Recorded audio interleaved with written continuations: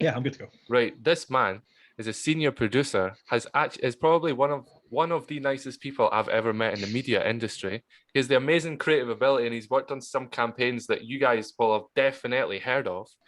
And he also, took the time out because we are on later at night. It's 9 o'clock now on a Wednesday, and he took the time to actually, after work and after all he's done, and he took the time to give us his presence. And I have to say thank you very much. And it's Mr. Allan Davidson. How are you, mate? I'm good, Cal, mate. How are you? Yeah, I'm not bad. I'm not bad. As I say, like, I can't thank you enough for like coming on, especially at this time of night. When we said what time of night it was, I was like, that's really late. And then you told me your wife or girlfriend's actually expecting a baby. Yeah, girlfriend's due in September, so she'll be in her bed. Hopefully keeping the dog quiet for the next week. Well, I'll apologise now if we hear him going nuts in the background. I have locked him out of the. I was going to call it a studio. I'm using the term studio loosely at the moment while we're working from home, and it's been the studio for the last year and a bit through COVID. But yeah, we'll go with that. Let's be honest here. My background is my bedroom door because I can't work out of a studio because there's no more rooms in my house. But your background is such a dope photo of a monkey. If you want to move your head just a second. If I move my head, hang on, wait, I need to face that way. Yeah, I can actually look a bit like that. That's amazing. I can pull off the monkey sometimes. Oh, that's the thumbnail. That's the thumbnail right there. It is. I'm sure some of my colleagues at Bauer will be delighted if you get it because they've been trying to capture it on Teams calls for a year. Oh, I'm going to work on that the rest of the night. Now you've been in all different types of industry, and as you'll know yourself, in that it's not easy to even get involved in the media industry in the sense of the way you have. Obviously, you can be street team, you can be that sort of thing, but to actually get involved at such a young age, at 19, you were involved. I mean, we'll definitely touch into that, later on in a little bit. But what I want to say is like you've been a DJ, creative producer, a presenter, and now you do the occasional presenter stuff, but you're the senior producer at Bauer and you're only 27. That's a year older than me, and I'm telling you, you're so much ahead of me. It's so impressive. I have to say, well done. That's amazing. Yeah, I think I'm very proud of what I've done. I would make no secret of it, and I know I'm very fortunate to be where I am. Kind of given how long some people work to get in, but I don't pretend for a minute that I didn't get lucky. In that things have got to land at the right time. I was quite fortunate to get in the door, kind of doing production on Super Scoreboard, the live football show for Northsound years ago when we had the rights to do live Aberdeen games. I got in there while I was still at college, and then just after I finished college, the timing was right for that first producer's role to come up. And I was fortunate enough to interview for that producer's job and be working full time in within Bauer, although working more with Northsound and Radio Tay in Dundee, working for Bauer, one of the big boys at kind of 19. I think timing wise for that job to come up. I mean, I got that job when I was 19, so 8 years ago. I got that role. And the role's not come up for being advertised again because I've still been in it or in some variation of it since then. Something you did tell us, though, is tell me when we were speaking, and what was the one thing that you noticed in your interview that got pointed out? Because it's so impressive, and I know what it is, but I want you to say it because it's great. It's so cool. Yeah, so the interview process is effectively for the job. It's for a commercial producer, for an advertising producer for Northsound and Radio Tay. When I went in, you're literally, and I would imagine this is the same as you do a copy test. If you're hiring for a writer, you do a copy test. You give them a brief, leave them in the boardroom, and go come back. We'll come back in 20 minutes and see what you've done. Or you'll send them away if you're going to do second interviews. You'll send them away with a brief and go come back and give me your ideas. With a producer, they literally go, here's a raw voiceover, here's the script. Excuse me. And this is the problem with an interview at this time of night. My tea's coming back on me. Yeah, and they go, here's the voiceover, here's a bit of music, here's a website to get a bit of music, and here's a script. Pick a bit of music that fits the ad, edit the voiceover. You've got 20 minutes. We'll be back. I was the only one on that day that noticed that the scroll button on the mouse wasn't working. It's such a. I don't know how anyone else didn't notice that. That's the thing. It could be really easy to miss. At that time it was on Audition, on Adobe Audition. Yeah. If some people will on Adobe Audition, they'll work keyboard shortcuts to edit. Me, yeah. They'll they'll work the keyboard shortcuts to edit. Something I've done since day one, since very early, is I remap my keyboard shortcuts. All right. I remap my shortcuts. This is very radio geeky for you and me, but everyone else can listen in and enjoy it. I map my keyboard shortcuts. So every shortcut I need on the keyboard when I was on Audition is all within reach of my left, with my left pinky being on the control button.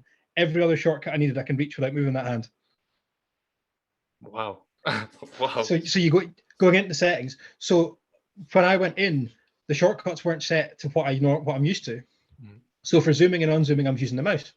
Mm-hmm. If somebody uses the standard shortcuts out the box, they might have been zooming with a keyboard shortcut. I couldn't even tell you where that is because it's not one I use. I always scroll.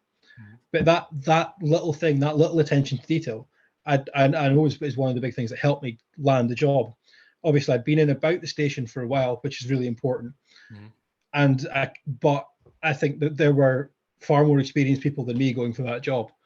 To land a job with a company the size of Bauer, it's going to be competitive.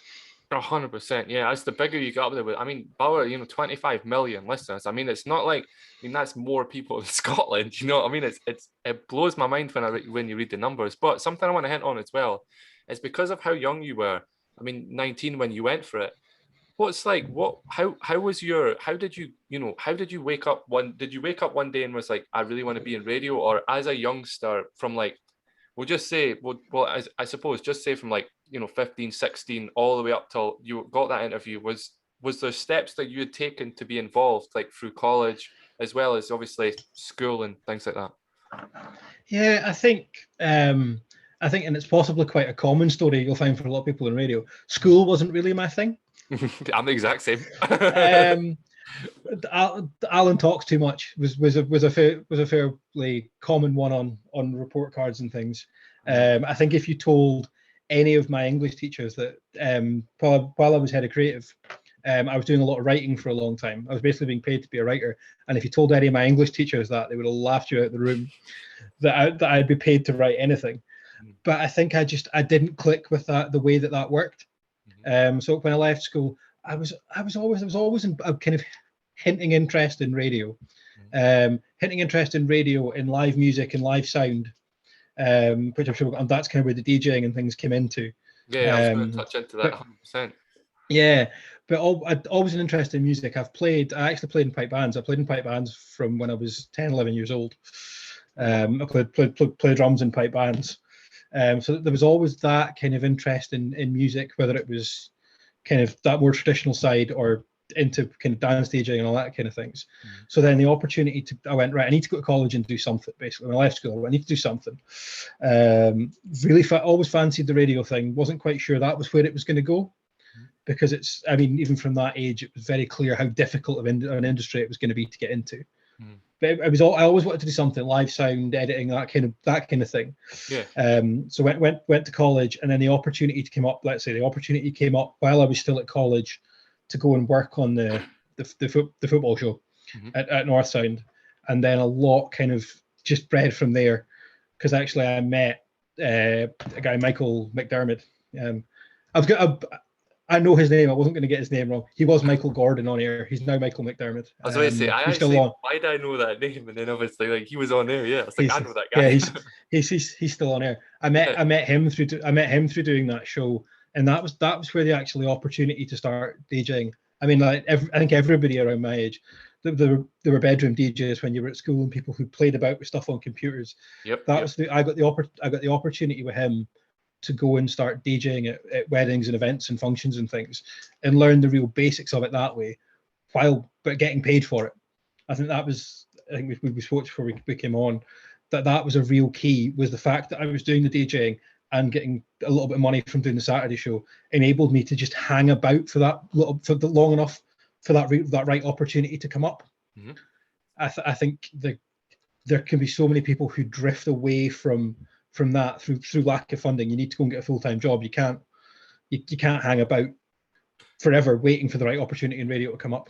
Yeah, that's the thing. And obviously we touched on before volunteering and stuff, and you get people that pay to do volunteers, but a lot of people realize as well is that when it comes to being a part of something that is such a competitive industry, sometimes you do actually need to work for free. It's obviously nice when they eventually offer you the paycheck at the end of the month and stuff like that, but it does help when people are like, yeah, you have to do it, but you have to do it for free. But sometimes, as the viewers will know, is that on our last interview, the guy was saying that he actually had to work for free completely before they even, gave him a job, like gave him the opportunity. But that happens in media. But obviously, as you know, sometimes they do actually pay you when they're like, know your worth type thing. Yeah, that's it. I think it's a fine balance. I think you have to put the work in. I think if you don't show you're willing, especially in an industry, I mean, there are 100 guys right now who would love my job tomorrow and could come in and do it just as well as I can, that aren't working at the moment, especially the way that the radio industry has changed in the last 5-10 years. Yeah, the amount of jobs that have been centralized and all that kind of thing, and that's a debate for a different day as to what the rights and the wrongs around that. But there are so many skilled people in this industry that aren't working right now. To get those roles, you have to be good and you have to be committed. You have to show that you want it more than everyone else. And that's it. I think I was just in that fortunate position when I first got in, that I through doing the other stuff was financing being able to get my way into radio. I think that there will be a lot of people that fall away at that hurdle because you can't work for free forever.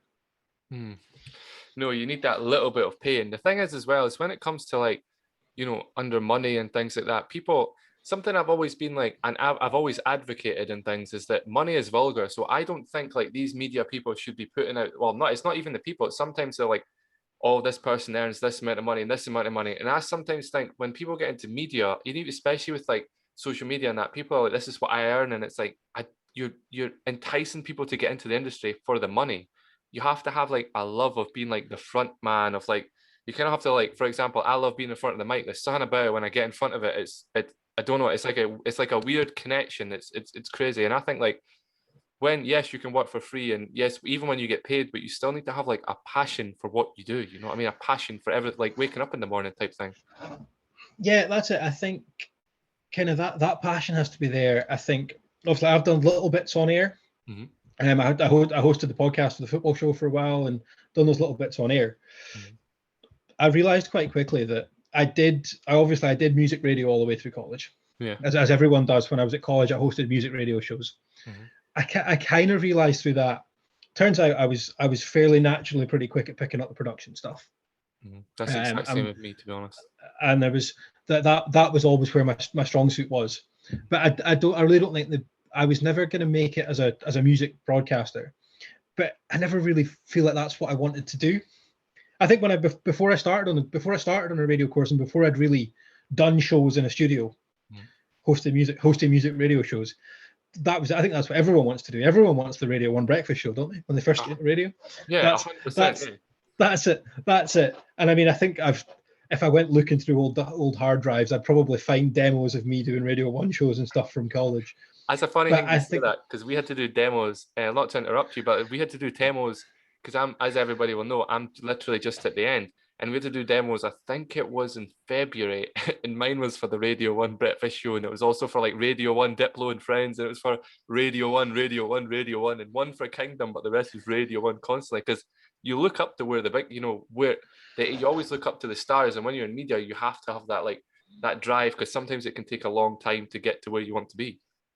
Yeah, that's it. And I think that's what I was saying. But when I did that, I don't think the passion was ever really there for me to do music radio long term. I think I don't know, it might have been different if things had gone another way, but I don't think that was ever really the path that I was going to go down. So when I have done presenting, it's been football, it's been sport. I feel like I can talk passionately about that, whereas with my music taste can be quite eclectic sometimes. My passion for introducing Ed Sheeran every morning probably wasn't there. I mean, some people, and it's no. I mean, I listen to the brands that I work for. Of course I do, but it's not. I just don't feel that I could put the passion behind that really to drive that on. I think that was. No, on you go. That's where a lot of people fall down, and I think it is, and it's still to this day. I'm sure we'll touch on some stuff further, but it's still to this day a lot of the work I do covers the 7 Bauer brands in Scotland. It's where a lot of our work is. But you stick history on in the car on a Friday on your way home from work, and you hear something that's on history on one of these big national brands that I've made, and you still get that buzz. I'm 8-9 years into it now. You hearing it on the brands you work on every day. It's still great. You still love the ads, but when you hear something you've worked on one of these big stations, on one of these national brands, it just gives you that little buzz, and that's where the passion comes from. It's the big stuff that we get to do. Yeah. As that's what I was going to touch into as well. Obviously, we've touched into you doing podcasts and stuff, but we may as well just jump right into it, to be perfectly honest with you, because it's what you do now. But you were a DJ before, but now you've done podcasting, and you did up until the lockdown there. But then also you were on shows at quite a young age compared to most people. Like compared to probably about 99% of people, you were like, doing some stuff. Do you want to elaborate on what you were doing for everybody? Yeah, so I mean, my whole presenting background with Northsound has always been sport. It's kind of gone from, I started as kind of the producer on the football show on a Saturday, and then got in doing the production Monday to Friday. Was still doing the football on a Saturday. That then changed to being the producer on the Friday night show. When we lost the live rights, we still kept the preview show on a Friday night, and then there were opportunities came up literally through somebody not being available. It's a panel of 3 on that football show. That's just being the producer on the show. They were like, well, Alan spends his entire day in the office speaking to anybody who'll listen about football. We need somebody to speak about football in front of a microphone. We might as well get him to do that as well. Yeah. And that's where that opportunity came from. And then off the back of that was when we launched the podcast. We had this, because we had the preview product. We had the Friday night show, which was previewing the weekend's football. And to start with, we'd be doing a version of that show for a podcast. But obviously the lifespan on that, and at the end of the day, it comes down to numbers. The lifespan on that Friday night podcast is conceivably less than 24 hours.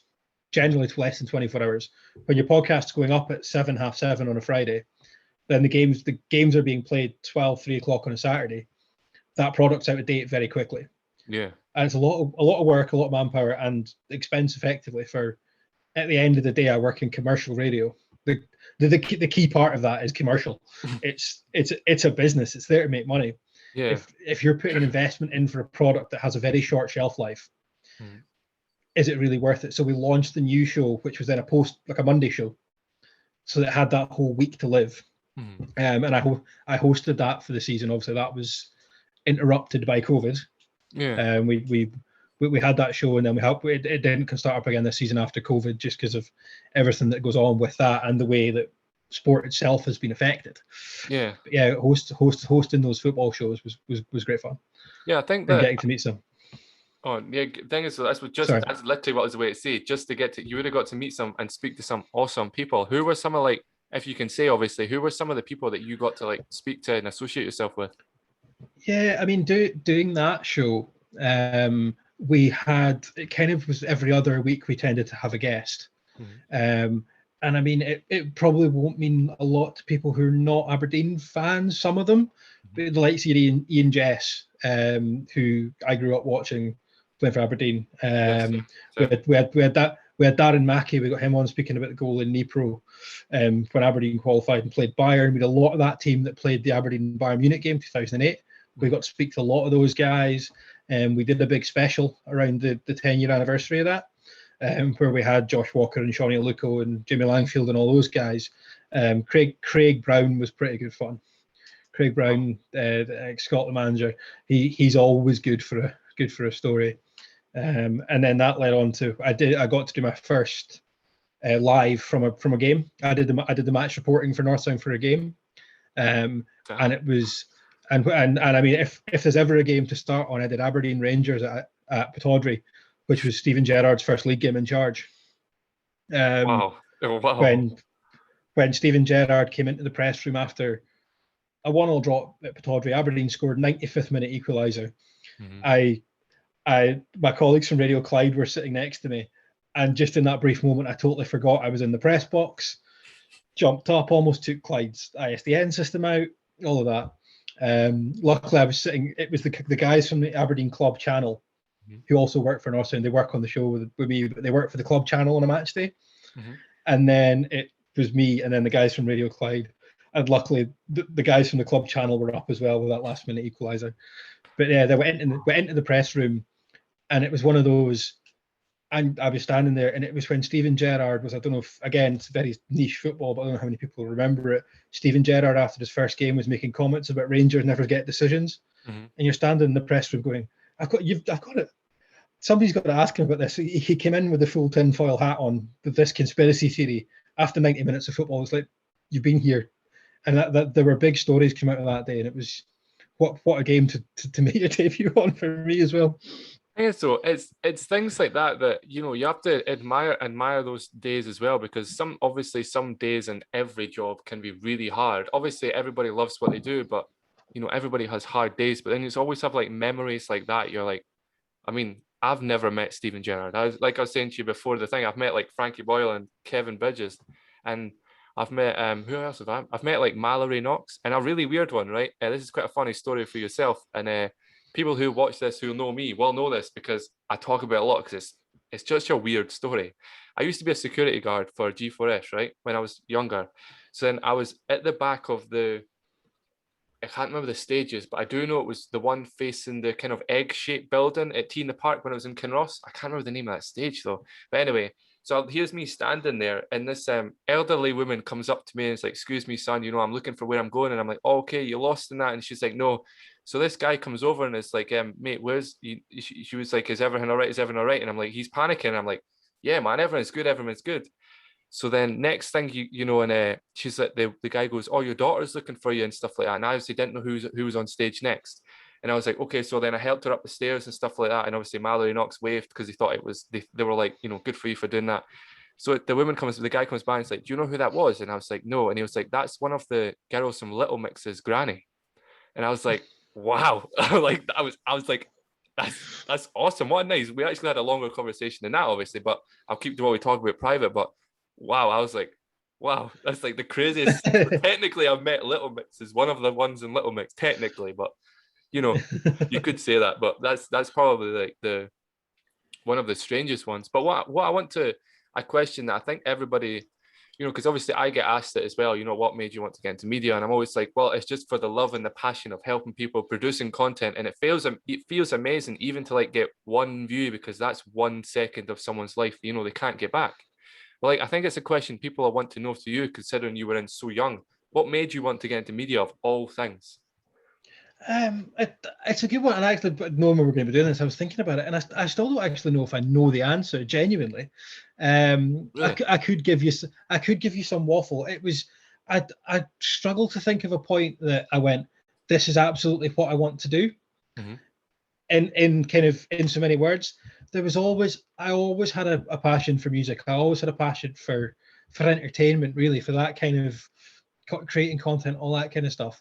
I don't know if there was ever a defining moment where I went, right, this is that I want to be in media, because I feel like it wasn't quite wanting to be in media. I feel like wanting to be in media as a phrase maybe sounds a bit like you want to be the center of attention. You want to be the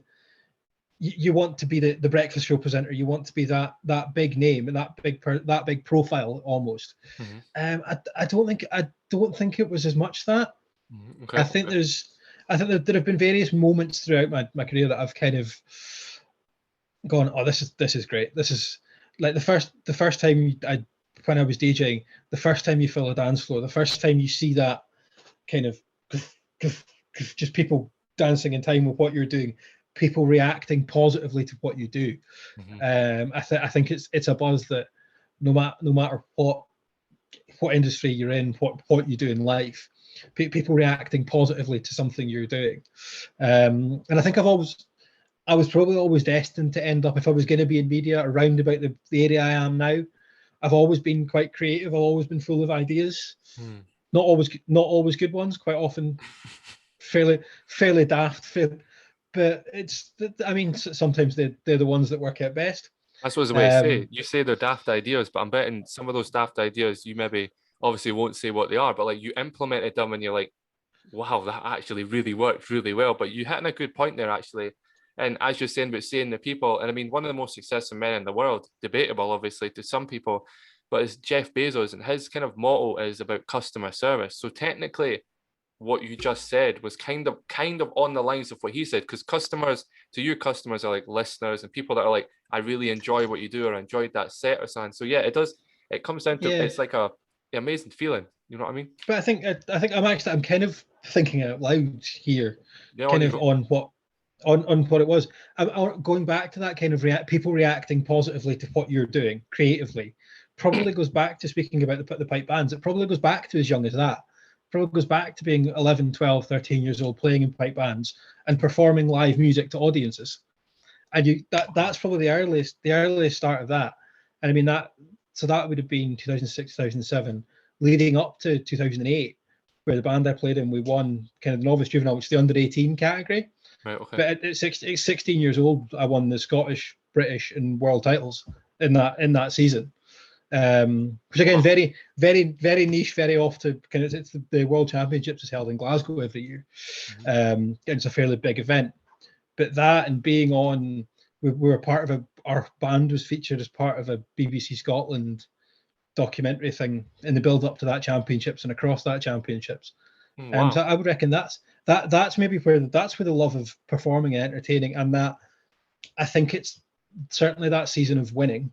Again, it's an under 18s grade, but I mean it's the whole thing is very competitive. You get some people who take it very, very seriously, and there are a lot of, especially in those younger grades, there are a lot of big private schools that invest a lot of money in their pipe band programs and all that kind of thing. So for us to go and do it, not being one of those, was pretty special, and that's where that kind of, but it's that kind of positive reinforcement of this thing you're creating is being received positively, and that was by judges and by audiences and by but in the end, when you've got something to show for it, something tangible to show for people are enjoying this, what you're doing is good. I do wonder if that's where that drive came from.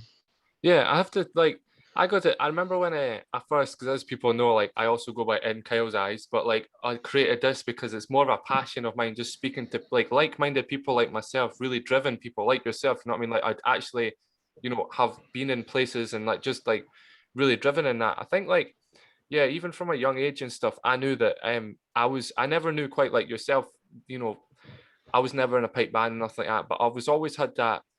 For a great example, to be honest with you, is I was fought for Scotland in taekwondo quite a couple of times in Dundee and things like that. But I always had to, I was that kid that used to walk around and I'd be like, okay, so who am I up against next? Okay, I'm up against those two guys. I would study every single one of those fights because I had to be better and I had to be driven and I had to have that, drive. And as you know yourself, you kind of do with being in the industry and the types of jobs that you've had, you actually have to have that drive to get up every day because, like you said, loads of people want your job. You know what I mean? And the fact you've got it, and obviously you're really good at it, the things that it's but something that I think that, a question I always like throwing out to people because it always throws people off. And I always tell people, I'm going to ask you a question that always throws you off. So you're already kind of prepared for it. What is your biggest flaw?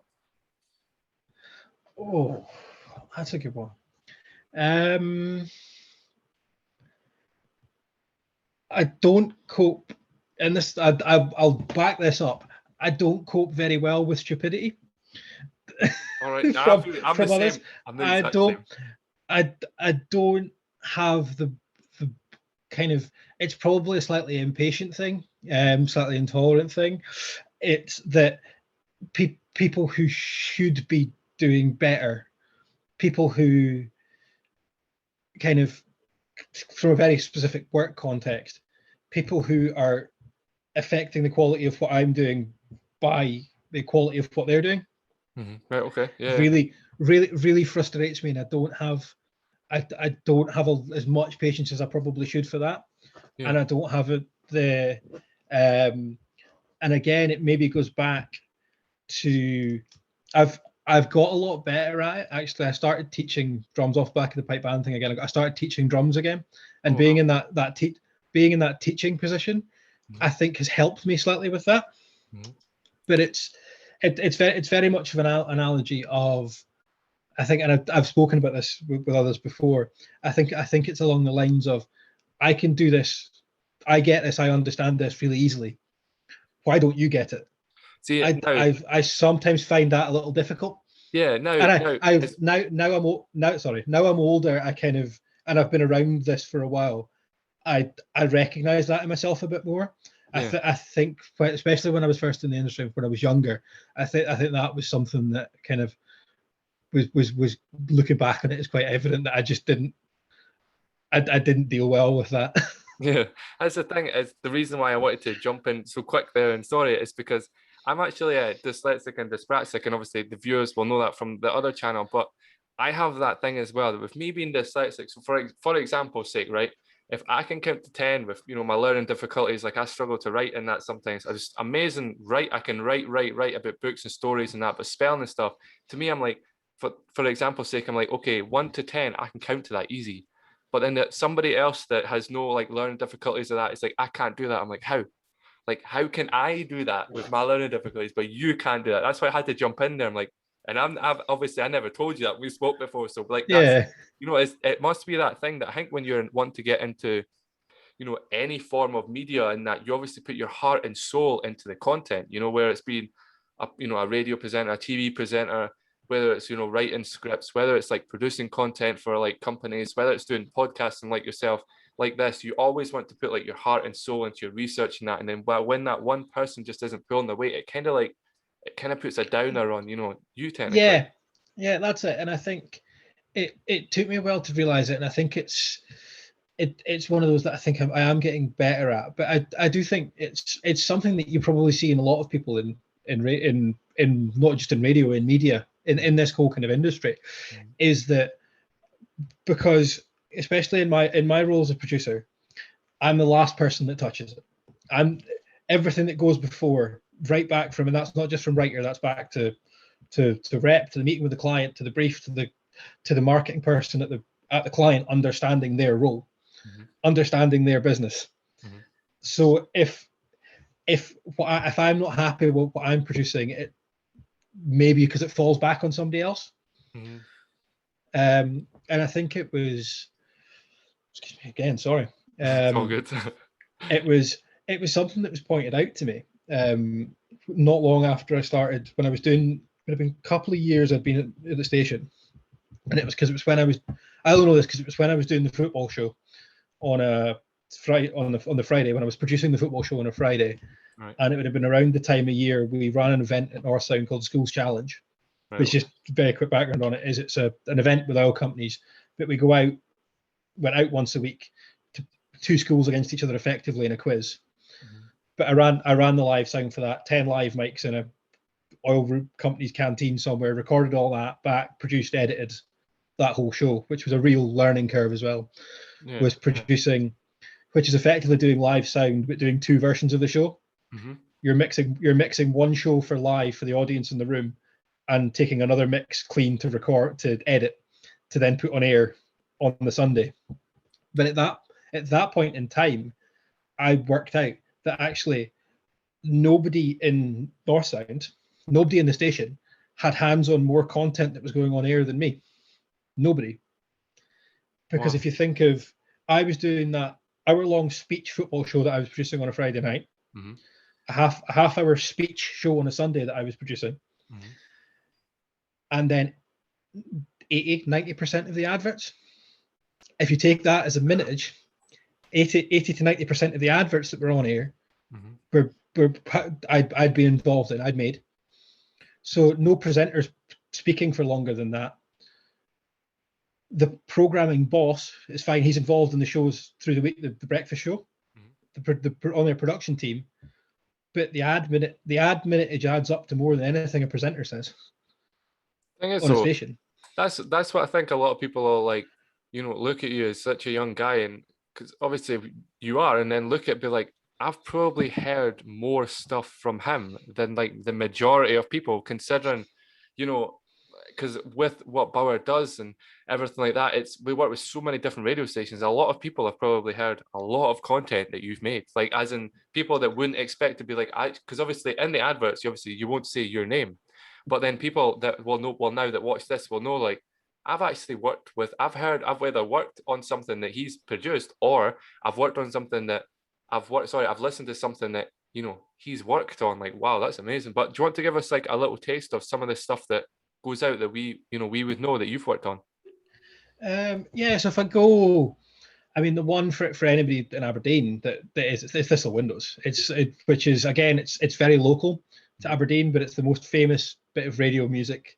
Anybody in Aberdeen could tell you their phone number because they've had a radio jingle for 20 odd years with the song phone number. So it's making that now that people think that anybody from not with Aberdeen, so my phone's gone, anybody not from Aberdeen wouldn't care about. But then you've got the big national stuff. You've got the big national. We did a few campaigns for KLM, the airline. Yeah, KLM, that they were really good.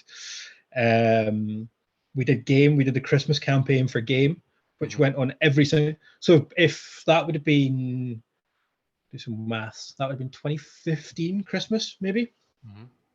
So if you listened to a commercial radio station in the UK in December 2015, you probably heard that Game ad, because it was on every station in the UK. There were 7 of them, but you probably heard that, and that was a real buzz. That was the first big one I'd done like that. That was to that size. Did some stuff for Logitech. They were really cool campaigns. And then more recently, kind of, I think we did some stuff with Angus Fostering, where they've licensed You've Got the Love. And again, to work on that track was really cool, but to just get the opportunity to work with kind of some big commercial music on radio ads is always fun. They're the bigger ones. Yeah. And then the last one I did some studio stuff for Paddy Power. We did, so we didn't make them, but I ran the studio for the Paddy Power session with Alistair McGowan. So I got to meet Alistair McGowan. He was in theatre up in Aberdeen. He was doing a show in Aberdeen, and they had to record some ads for Cheltenham, to redo some ads for Cheltenham. And they came in and recorded them in Aberdeen. So working with him, just seeing, again, I was just running the desk for him while he was recording those ads. But that was a really cool experience to see somebody like him kind of at his peak, flipping from having a chat with me as Alistair McGowan to then flipping into the Paddy Power voice and doing 3 different characters in the same script, line after line, flipping the voice like that was very, very impressive, and that was great fun. Yeah, I think, again, we spoke about this, but it's when you meet humble beginnings, and then you go from, like, because obviously meet people from humble beginnings, and you go from, like, thinking these people, like, you see them online and you see them in the in the spotlight, and you're like, wow, look at those people. And then when you meet them in real life, sometimes it's like, it's either completely different, or it's strange. And then obviously, as as you've been in radio, you've met some amazing people. You know what I mean? Yeah, I mean, you work with some people, and some of them can be quite intimidating presences. Like Alistair McGowan, when he first comes in, I mean, he's 6'4", whatever. Yeah, he's a tall. He's not just big in the terms of kind of reputation, and he's generally a big guy. Yeah, he's really tall. So when he comes in towering over you, that can be quite intimidating. But a genuine, really nice, down to earth guy. And I haven't met many. I've met a few that I won't name that were a bit off. That were a bit off and a bit difficult to work with.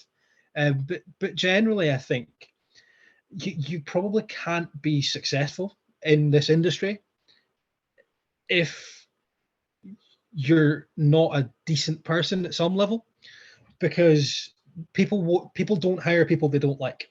There we go. So I think I don't know it for a fact, but anybody who's successful that is just a nightmare, anybody that's a nightmare wasn't always like that. They've let it go to their heads. You don't get to that level being that much of a pain. You don't get to be. you don't get to be arrogant unless you've got something to show for it. There are, like with anything in this industry, there are 100 people who will possibly do it better, faster, cheaper, or all of the above. Thing is, so that's like that's like speaking to yourself in that, and obviously of what you've done and who you are. And I mind saying this to you for the interview. I was really like taken back when you said like, yeah, I'll help you. I mean, it wasn't like, oh, maybe I'll have to think about it. It's like, no, obviously I can't show everybody the messages, but it was like, yeah, I'll help you, and then let's decide a date and a time. And I mind looking at it, and I mind looking at your profile, and I mind speaking to, you know, my mum and that, and I'm like, you know, he like, this is who it is, and mum obviously knows who Bauer Radio are, and she was like, that's crazy, that's so nice. And I was like, yeah, it just shows you that even though where you are and obviously where you're going to be, you've still got that humble streak about you. Like there's nothing, you're not arrogant about, you know, what you do or nothing like that, which is really good. I think it's I'm in a strange position that I've kind of I still live, unlike a lot of people, I still live pretty much where I grew up. I mean, I'm slightly on the other side of town now that I've moved out of my parents' house, just because I moved to the right side of town for work, for family and stuff. But it's, I mean, I'm 20 minutes from my folks' house, so I'm not far away. I think a lot of people who possibly move away and change in that, it's easier for them to forget where they maybe came from and what their background was. For me, it's I still understand, and I'm not that long into it, that I don't forget what it was like to be banging on doors trying to get in. Yeah, I think people have to realize that when you go to these places and when you go to them, they see, as we spoke about before, they see hundreds of people wanting to be part of that. So what people have to remember is when, like, what I feel that when you get up there and when you do things in life that people like really envious and obviously not, you know, not very nicely get jealous of, you have to remember that they have to remember that, you know, you were once one of them. Like you were once that guy that was like, excuse me, can I have a job? Or excuse me, can I come and help? Or can I do this? And then when you get bigger, you always have to keep that, I was that guy. And someone that does it really, really, really well, and he's nothing to do with media, but, you know, I had a conversation about him before, and it's John Cena. John Cena, WWE fighter. He's probably like the most humble, nicest person you'll ever met. Like, for example, when he uses his gym, he's got his own facility and his unit on one of his compounds. And if he sees you doing really well and lifting heavy on Instagram or on Twitter and ever, if you're constantly at him or anything like that, or he knows you're a world-class lifter, he'll be like, come and train at my gym for free. And then when he's out and about, he speaks to kids and speaks to everybody because he remembers. But then you get, obviously I won't name any, but you do get people in all sorts of industries that are like, I'm here and you're there, and that's how it stays. There's no kind of gap for them. I think there's no reason not to try and help people out, not to be a decent person. I think that's it. And I think in this industry, again, we won't name anyone, but in this industry, there are people who will actively refuse to help anyone out, that are out. I think you need to be driven. You need to be focused on doing what's best for you.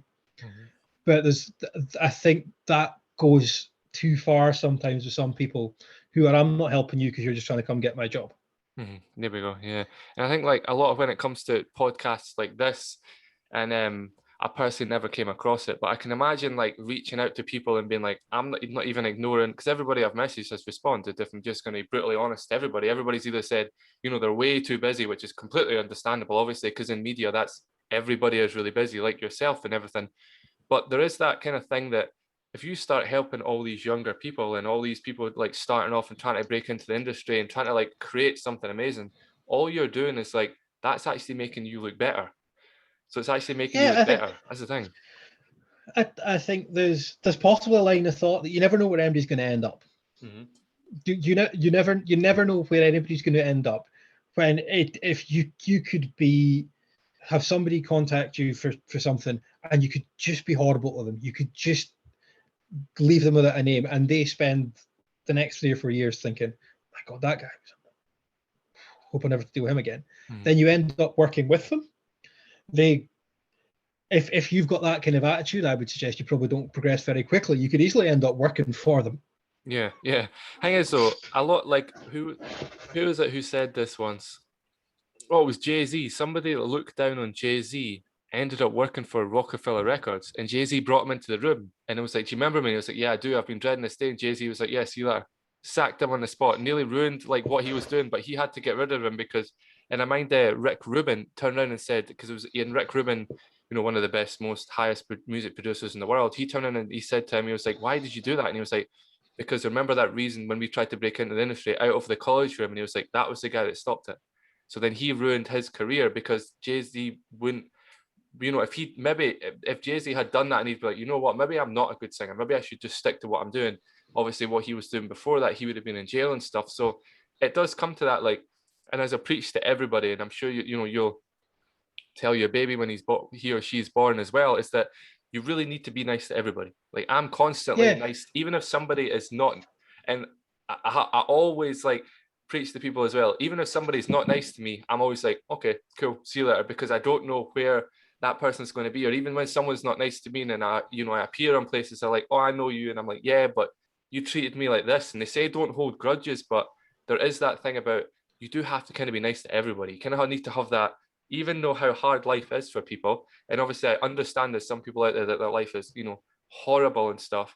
You still have to have that nice touch about you, just to like be driven and be successful, but you need to be nice. You need to be like, I know that guy. For instance, I know Allan. Obviously, I spoke to you now. So any time I see you ever again, and I would love to, obviously, as you know, be involved in media, and that's what I do at college. And anybody I speak to now, I'm obviously going to be like, Allan Davidson, like, if we ever need help, I'm going to be like, definitely contact him and speak to him. And it's about that, keeping connections. And even if you meet somebody that isn't a necessarily nice person to you that day, another way to look at it, and people that, my mum's always preached at me as well, is that guy could have just, like, his wife could have broken up with him. His wife could have cheated on him. His gran could have died. His mum could have died. There's always, on that day you meet somebody, there's always that one tick that's like, yeah, maybe I'm like that for that reason. But obviously you shouldn't bring that into like your relationship, or I don't have a girlfriend, but if I did, I wouldn't, say things weren't going well at college, I failed a test, I wouldn't like lose my brain at her, because you shouldn't really do that. But some people don't cope with negativity, so they have to, in stress, they have to like bring it out to other people. Yeah, that's it. I think, and again, like the in the media and industry and media in Scotland it's a village. Everybody knows everyone. Mm-hmm. Everybody knows somebody. That's if you're looking to work with somebody, it's a phone call away to find somebody who knows them. Mm. That's the thing. If you don't, everybody moves around within the industry, and I think, I mean, there are people who I won't work with again. You go on about not holding a grudge. There are people who I've had bad dealings with, and I just won't work with them again. But I mean, it's not through kind of one bad encounter. Everybody gets a kind of second chance. Yeah. That's what I was about to say. And I think there's, when you said that there, and being grudges and that's, I wouldn't say that's a grudge. That's like you've obviously given the people multiple chances, and then they keep being not very nice to you. And at the end of the day, you have to turn and be like, okay, maybe, like, there's only so much you can take in life, and with people and speaking to people and stuff. It's like your dog barking. Obviously, you've got your wee dog. There's only so much you take, and then you have to go like, mate, are you all right? Like, I'm trying to sleep here. Are you okay? It's the same thing. You have to speak to it and be like, what is happening? It's the same thing with other people. And if they start barking and growling, and you clearly the dog's upset, it's the same thing you have to run with, like, speaking to anybody. Like, there's only so many chances you can give people when you're like, I'm kind of wasting my time here, especially if you sit down with them and you're like, look, I've given you all these chances, what's wrong? And they're still not the same person, or they're not helping you with, or pulling their weight. You still have to be like, I need to take a step back here, because there's nothing I'm doing in that. Absolutely. And I think, again, for me, that level has come with me with a few people that have been kind of in a position. I need to watch this doesn't make me sound bad, because I'm honestly not. But it doesn't at all. It's people who've been trying to get in, people who've been I've tried to help, have come to me for help, and then have just been kind of slightly ungrateful for it almost. That was one of my questions, actually. And then it's almost as if they come to you, they look for you to help them. You offer them the help, but you can't do it for them. And then they wonder why they're not getting results. And then it's your fault. You can only, I can't deal with that negativity. I don't need that negativity in my life. I work hard enough to make myself successful. I'm not doing the work for you as well. Yeah, I mean, you're honestly preaching to the choir. A good example of that, and obviously you won't know, but I actually used to weigh 24.5 stone, and I lost 11.5 stone in 16 months. And I constantly, this was 4 years ago, and it was in the papers and that, and I constantly tell people, and they're like, they still recognize me for it, and they're like, okay, can you help me? Especially when I have my tank top at the gym, because you have to have tops off at the gym on arm day and everything. Like, you have to have that about you. And I do, and then people are like, okay, let me help you in that, because I'll help anybody for free. Like, it's just because people helped me on the way for free. I'm like, I can, if I just feel like, I don't know, I just feel like I have to. Like, my personal trainers that I speak to that helped me out for nothing, just sheer niceness, I still speak to them. They're actually going to be appearing later on. You know what I mean? But like I say to people, and I'm like, this is how you lose. This is how I lost weight. I can never say this is how you lost weight, but I'm like, this is how I lost weight. This is how you do it. These are the steps you have to take. You literally, there's no cheat meal for at least the first 6 weeks. Like, you really need to have that, get rid of your body. And next thing I drive down, and I'm like, because obviously I lift 6 days, 6 to 7 days a week. So I mean, or hit the gym. So I can kind of afford to eat the cheap meal. And then I'll turn up to places like McDonald's just for a burger, or even their chicken nuggets, or even KFC's a better one. I'm there like every weekend, and people be like, "How come you can eat this way?" And I'm always to myself, it's like, because I trained 4 years for this, and you can't just expect me to, like, you can't just expect to walk in and look shredded. It's not going to take you a week. You will lose weight in a week, because obviously you stop the salt and the sugar and stuff, but you need to spend years to get there. And obviously you've done that as well. You haven't just got in the position you've got in from, being like, oh, let's wake up this morning. Oh, hello, Bauer, can I get a job? Yeah, sure. There you go. It doesn't work like that. You need to build up the reputation and the power and stuff like that as well. That's it. I think, again, taking it right back to what I do. There was somebody said to me very early on in my career, it's basically, don't say no to anything. Mm-hmm. Don't when you're fighting to get in. And I mean, there's very rarely more than one or two people that are kind of at that foot in the door stage. Mm-hmm. This is very specific to media, but I would think it applies to a lot of other kind of similar positions. There are one or two people that are in that kind of group, because a program director or a producer or somebody who's kind of looking after that street team, looking after that kind of group of people, mm-hmm. they're very rarely going to have more than one or two people on their radar at a time. Don't have the budget for it, don't need it, don't need the stress of trying to manage 10 people's expectations. Because you need to see what they want. And what I was always told, and the way I always thought about it, was, if I don't take that street team job, I mean, I remember being beaten up by a bunch of kids while I was dressed as Courage the Cat, who's the charity mascot. I was inside this mascot costume, getting beaten up by kids with plastic swords, because I'd taken this opportunity, because they'd asked me to do it. They'd asked me to do this. It was like a fun day, mm-hmm. and they needed me to work street team. They hadn't told me I was going to be Courage the Cat, but we need you to work street team. And my effort was yes, because if I don't do it, somebody else does. What if that person comes in and is better than me, is cheaper than me? Yeah, and what happens if it's once you get to a level, you can start saying no to those opportunities. Mm-hmm. But once you're kind of confident in your own skill, once you've established yourself in a position, you need to then think about the value of your time. Mm. Think about kind of, I mean, I spent over that period, I was DJing all the events for the weddings and the birthdays and all that. I was still at college. I was working Saturdays. I was working Sundays doing the street team stuff. I was working part-time. I was a cleaner for the NHS, working part-time while I was at college. I was doing all of that, and I worked like 9 weeks, without a day off. But I think you've got to show that willing. And I don't think anybody who doesn't, I don't think that story is unique to me.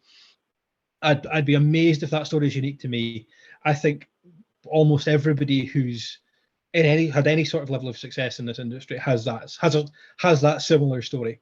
Yeah, I think so. A good example of this, and I don't know if you've seen my LinkedIn and if you've seen the social media, but I spoke to a guy called Marcus Nash. He's the head of communications and media at Hamilton Football Club, and I spoke to Hamilton Academical Football Club. And I spoke to him, and again, really nice guy. And I asked him, I was like, "Where did you start?" And he was like, "Well, I was actually, believe it or not, he was a child actor and that. But then when he stopped that, he worked for 3 months for free." And he was like, even people said, it was like, "You're working for free," but anybody you speak to, even like yourself, had that, "Oh, I don't really want to do this, but then if I do this, this is where it's going to end up." Like on the days, for example, I always tell people that want to get up there in the security industry when they're working with a big established company, I'm always like, the days that you're standing out there in the rain and that, and they know that no one else is wanting to do that job, you're the person that's going to be managing those people that stand in that rain one day. You always have to, like, just because you don't like the position you're in now, that's not where you're going to be for the rest of your life. There's only, you have to wake up every morning. Like, I always wake up every morning feeling grateful that I got to wake up, because not everybody does. Healthy people can, just pass away in their sleep. And that's how seriously I actually take it. And I always tell people, like, that's why I don't look at getting like no subscribers or no views. It doesn't, because I know where I'm going to be in 5 years. So it's like, as long as you have that, you have to have the blinders on. Like I said to Marcus, like, you have to have the blinders on, like a horse race. Like, they have blinders so they can't see the other horses, or they freak out. You have to have that, because if you didn't have your blinders on, you would freak out seeing all these people in better positions than you, but you don't know where they started. Like, somebody might hear how much success you've had, which again is amazing. Then it'll be like, oh, but I'm the same age as him. But then it's like, yeah, but you now know how, and the people that have watched this especially will now know you didn't just start off at like the top position. You actually had to work your way up and work your way up to be in a powerful position. But something I've on you go, sorry. I think it's just, again, it's going back to that. It all kind of ties in. It's that kind of being willing, being keen, being a decent person to work with, being good at what you do. I think there's no substitute for talent, and I think that's the thing. In such a competitive market, you need to be talented. That's something that I was incredibly lucky that when I came into it, I picked it up fairly quickly. And that allowed me to kind of jump ahead of some people, and that kind of got my first break in Northsound. That those who were around me and my peers in my college course at that time were just that little bit behind me. And then, but once you get that head start, it's how you push it on. And I mean, that led to, I can go through it very quickly. Got the football show at Northsound the Saturdays, which then introduced me to Michael, who I then started working with very quickly, doing the events and the weddings. That led me into doing, as part of that, we did the contract for the Christmas parties for Aberdeen Football Club. We did their Bring a Party nights, which then that led into, I occasionally do match day DJing for Aberdeen Football Club in the stadium, occasionally do the music in the stadium on a match day, which for me, as a season ticket holder from when I was 7 years old, that's an incredible buzz to still walk, because of the way Pittodrie, it's an old stadium, is laid out. To get up to the gantry to do the music, you walk out of the tunnel. That's how you get onto the edge of the pitch, is you walk out the tunnel. And the first time I did it was Andy Considine's testimonial. So it was a midweek game under the floodlights. Walking out of the tunnel, and it was even into an empty Pittodrie, walking out of the tunnel into a floodlit Pittodrie is something I'll never forget. That was very special. And that led into hosting. I hosted some stuff with Dougie Lampkin, the motocross rider. Which is before COVID, hosting some stuff for that for the club. So but it all ties. It all links together. It's all through people I've met from that very first break of getting that Saturday show at Northsound. That's all where it started from, and it all connects.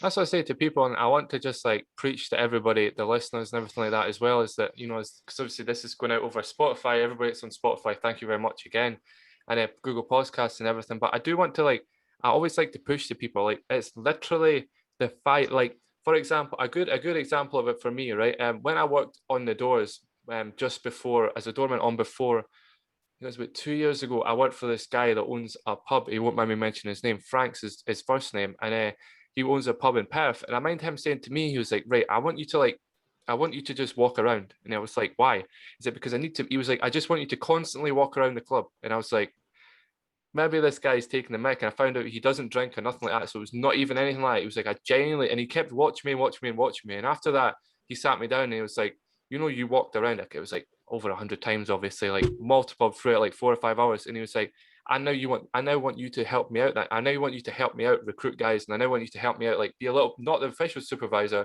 but look over everything and things like that. And I'm like, that was after like 3 weeks. And obviously, a lot of people would have been like, I'm not walking round and round. I mean, I was obviously dizzy because you see the same thing constantly. But like, it's that type of thing as well. If I hadn't done that, I wouldn't have had the opportunity to get really close with him like I have done. And also, he wouldn't have trusted me to then kind of like, how's this going? How does that look? And all this sort of stuff. It literally is the weirdest, littlest, craziest situations. Like, come for a drink, for example. I know another guy that works for a certain car company, and when he got his job and stuff like that, and then he was going to become supervisor, and everybody knew how good he was. Like everybody knows how much of a great salesman he was. He doesn't work there anymore, but they knew how much of a great salesman he was. And he literally said one night he was in the casino and he was drinking with a supervisor and the supervisor's manager, so the one up from him. And he ended up getting the supervisor job just by being relatable, clicking with the manager. And he was like, it was in a casino. It was like, it's these weird things. He was like, I wasn't even meant to be there that night. I turned up with my mates, and next thing I know, I've got a supervisor, but it's all to do with my work and how relatable I was and all these weird little opportunities that comes up. It does, like, you know, you preached as well, as you literally do need to take every opportunity, like every little opportunity. Yeah. Well, it's funny that ties back just the way timing things work out. Before I got the very first job at Northsound, I was speaking to a company about going to work on podcasts at the Edinburgh Fringe. Wow. Wow. And I mean, if I'd accepted that role, I kind of was debating on it. If I'd accepted that role, the Northsound job came up about 2 days later, and I was still, if I'd just jumped in and said yes to that one.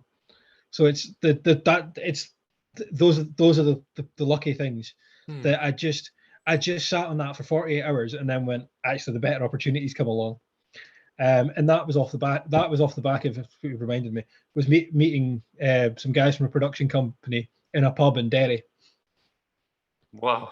You have to tell us. We were over. We were over. No, we were over for. It was part of a student media festival that they run every year when I was still at college, and there was two of us from Aberdeen who were part of the group from Scotland who all went over with guys from kind of Glasgow College, and there was a few others. And it turns out the media festival that year was quite kind of TV and visual heavy. All right. Okay. There weren't a whole lot of radio and audio seminars and things. So, but one afternoon I went to some of the visual stuff. Mm-hmm.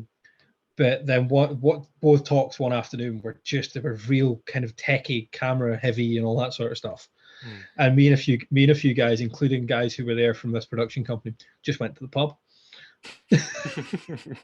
just went to the pub, and one of the guys from the production company was he'd done my job. He'd worked at Northsound in my role 10 years earlier. Wow, that's so unlike any, but that's probably never happened to a lot of people. Working in somebody's like, I used to do a job 10 years ago, and you're probably sitting looking at the guy and be like, nah, no way, you're just saying that. But then obviously you found out he actually was, Yeah, and then funnily enough, it's happened twice. That's a very similar story. Oh, wow. Was I met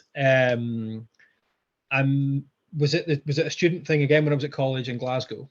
Was it a media day in Glasgow where they had various presenters from various radio stations come in, and this was just after I'd started doing the Super Scoreboard show at Northsound. Mm-hmm. And it was Paul Harper. I don't know if you know Paul. That used to be on Real Radio. He's now on Pure. I actually do know a lot of these little guys because I like following the littler guys than the huge, because it's more, because then you see them rise and stuff like that. Yeah, Paul's been Paul was on Real, and he was on Real. He was also on Heart. He was on some of the big stations. And he's now at Pure. He actually lives out in Canada now. But just before he went out to Canada, I was working with him at Aberdeen Football Club. He was doing the tannoy when I was DJing one game, and it turns out he started doing exactly the same job as I did kind of 20 years ago. And I'd met him kind of 10 years ago at this college thing, and it turns out we started in the same place. It's to be honest with you, a lot of people will be like, oh, that could happen because of media, and it's like, no, it doesn't, just because that's like wanting to be a presenter and then speaking to somebody and then being like, I've never actually been a presenter. It's the media is obviously, it's, as I've started to realize, as I've been wanting to get into it and researching and looking up roles and all this sort of stuff. As you will say, you will bump into people, but it's more along the lines of like, oh, I actually worked with you at this radio station. What are you up to now? And all this sort of stuff. But you very rarely meet somebody be like yourself, I actually did your job, and it's like, to me, that's going to blow my mind a little bit because it's crazy. It's so cool. Yeah, I think let's say, especially in Scotland, it's a bit of a village. Yeah. It's not 6 degrees of separation in Scottish radio. It's more like one or two. between it. As well as like you obviously have made a name for yourself, obviously, and the things that people will know you from, like know you well now, thanks to our listeners and thanks to everything you do, like they will know you from like many different things, because you've probably spoke to some people that you're like, look at where they are now. For example, like Bill and Ben, where Bill and Ben are now to where Bill and Ben are, then, and you're like bound to be like, wow, like I knew those guys when they were like this, and then people will be like that with you as well, like I knew you when I went to school with him, and now they've heard of you on Northsound and they've heard everything else you're up to. You're bound to have gotten people being like, people walking down the street be like, I heard you on this and I heard you on that. Have you ever had anybody like out in public being like, where are you? Like, I've heard about where you are now. Congratulations and all this sort of stuff. I've bumped into a few people from school and stuff, obviously, because I'm very much behind the scenes. Yeah. I do a wee bit, and I'm not massively one for social media.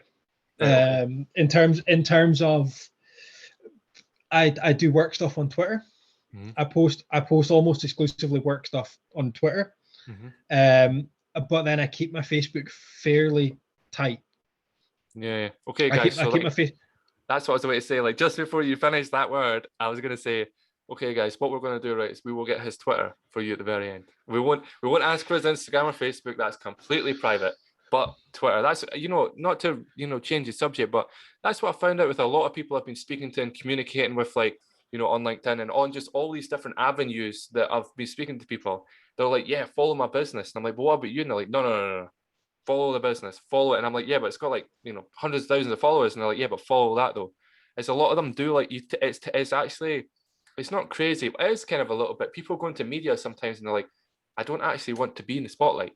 I'd rather you spotlighted, for example, Northsound or, Bauer Media or, Radio 1 or any of these stations, Kingdom or TFM or anybody. They want you to spotlight them rather than them as a person. To me, that's always like, it's actually like, and I'm sure the listeners and anybody, it's actually really, really nice. Like, it's nice to hear, like, you're not like, you know what, Kyle, go and plug all my social medias and stuff like that. I mean, we've never even talked about that. You've never said that. And even you just said there, I only do stuff on Twitter. So it's really humble, considering some people would be like, I want you to do this, and this. This is all the rules. And it's like, you're like, no, I just like, you this is the first time we've talked. It's actually, it's humble. You're a very humble, down to earth person. That's what that shows anyway. Yeah.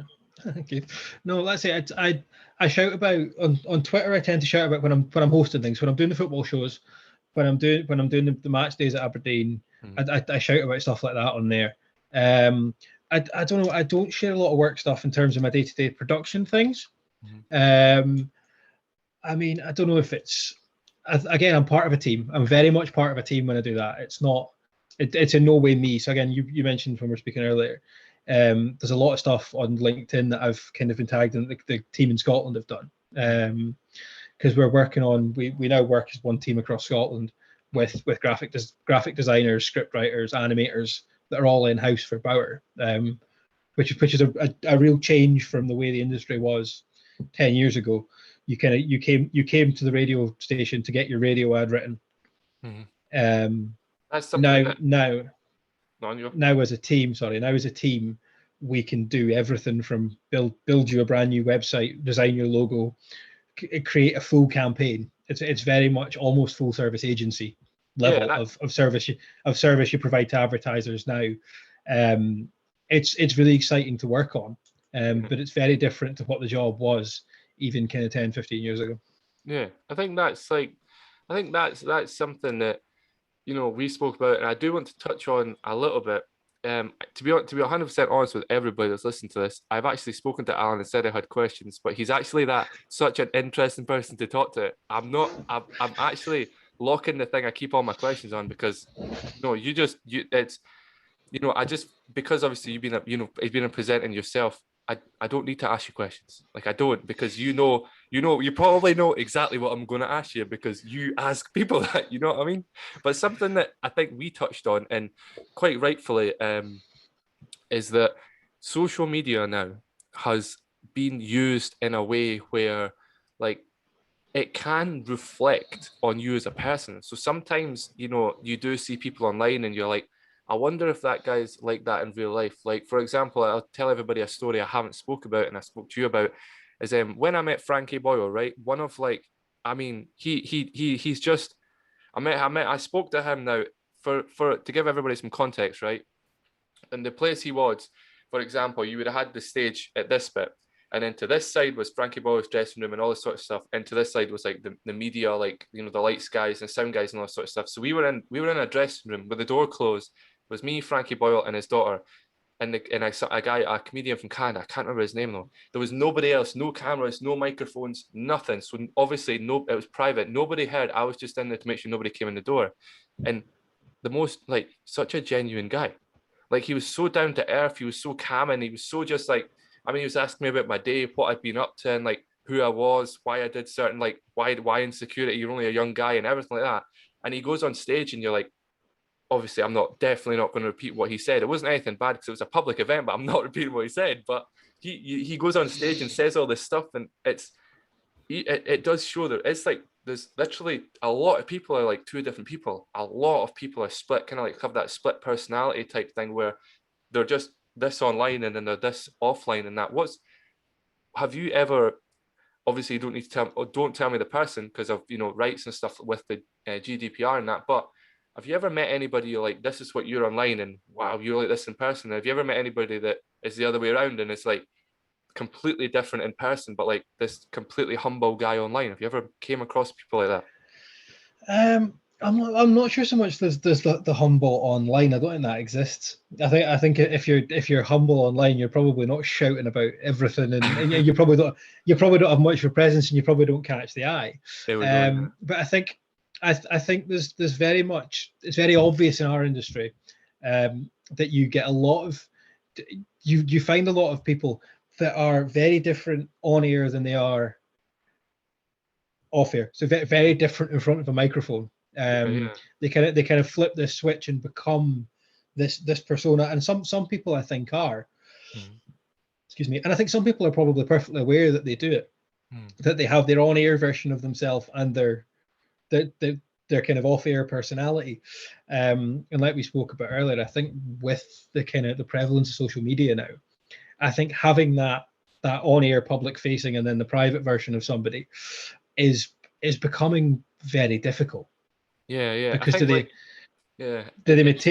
you maintain that because that on-air personality then becomes your online personality, and pretty quickly, if you're not being true to yourself on air, you're pretty quickly you're going to get found out, or you're going to become that person in real life, which is something, again, when I was doing the football stuff, that's why I enjoyed doing the football stuff, because I can be me. I don't pretend to have opinions that I don't. And you get certain presenters, especially in sport radio. So I'm going down a rabbit hole here again. Stop me if you need to. You get especially in sport. There are some fairly high profile ones who will say something for a reaction. Will say something for just to get clicks on social media. And it doesn't sit well with me, especially the ones who are just doing it, and who are doing it to wind up those who can't see through it. To me, and I think to a lot of people, it's very obvious that they're out fishing for bites and fishing for clicks and fishing for kind of interaction on social media. Now, because at the end of the day, the way the algorithms are on Twitter and Facebook and things, it doesn't matter if somebody's commenting on your post, absolutely hammering you because they think what you've said is so outrageous and ridiculous. Your post's still getting traction. You're still doing numbers. You've still got that eyes on whatever you're trying to promote. And it doesn't always sit particularly comfortably with me with people who do that. Yeah, I think as well as you touched on it, as we touched on it, and obviously you touched on it with the Facebook thing, you like to keep things private. I think it's because it's, obviously people respect, obviously I respect that, and a lot of people respect, you need your privacy. You know what I mean? That's got family, that's what could have, family pictures and no one's ever seen your, for example, there's a lot of celebrities out there that you've never seen their wives. Like, you don't know what their wives look like, but you know what they look like because like the biggest stars ever, but you don't see what their wives look like because they like to keep that side private. But I do think there is like as yourself, you probably encountered it. Obviously you work in kind of an industry where, you know, with media, TV, anything you do, like anything that has your voice or anything noticeable about you, you kind of have to be prepared to be like, get judged and get like noticed and things like that. You kind of can't be scared of the paparazzi or anything like that. But that leads on to a question that I think a lot of people will, you know, want me to ask, and that like people will, you know, respect your answer no matter what you say. And it's like, do you ever watch what you say online? Like, obviously, we'll just stick with Twitter because it's been like you said, you only use Twitter. Like, do you ever have to watch what you say online on anything, or are you just? Absolutely. Yeah, you do. Yeah. That's I think why I keep my Facebook very kind of limited. I don't accept people who I don't really know. I kind of keep that. I quite often have a clear out of people I've got and I don't want to have on Facebook. And I do watch what I say on Twitter. I think in this industry, I think some people you will have social media clauses in contracts. I think I've always been aware of it since I've been in media, because they're fairly commonplace in media.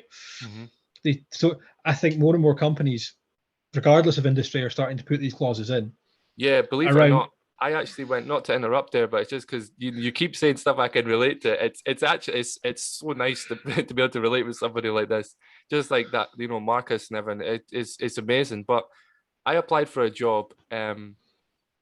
Again, I can't say what industry it was because it would be very obvious. But I can't say what industry it was. I can't also say what company it was. But I told them I do stuff online, YouTube, and all this sort of stuff, and they were like, not a chance. They're like, you can come work for us for.